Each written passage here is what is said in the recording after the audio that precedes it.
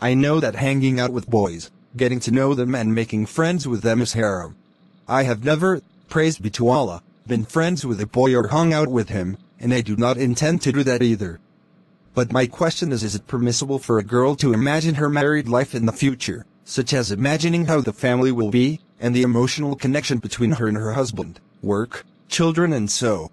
Praise be to Allah, Islam does not forbid the Muslim to let his thoughts wander and imagine permissible things, because this is human nature. Allah, may He be glorified and exalted, has created in them a wonderful world of imagination, images and talk that may cross their minds, and a person may not be able to ward them off completely, but he does have the power to control them and guard against those that are harmful. It is well known that some of these thoughts that a person may find himself immersed in may turn to some kind of illusion, and lead to mental exhaustion and an inability to focus.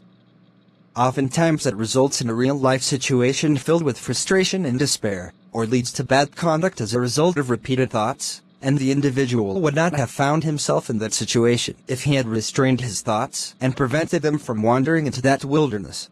We think that the thoughts that could lead to success are realistic thoughts, in which one plans for a better future, within the framework of what is possible, not what is impossible, and strives to work out practical steps that may lead to success in one's family life, academic life and social life, through beneficial reading, righteous deeds, and good conduct. If there is no opportunity to achieve such goals, then patience and contentment are two guiding principles that should always be in the mind of the believer. Okay. This is the difference between harmful, bad thoughts and beneficial, realistic thoughts. Young men and women in particular should pay attention to this, and beware of following in the footsteps of the shaitan who, by means of thoughts and imagination, opens the door to evil and sin. Sin begins with a thought and ends with regret. If what is meant by imagining emotional life is imagining having intercourse with a particular young man in the hope that he will be one's husband in the future, this comes under the heading of corrupt thoughts and imagination which bring no benefit and result in nothing but pain, regret and thinking of sin.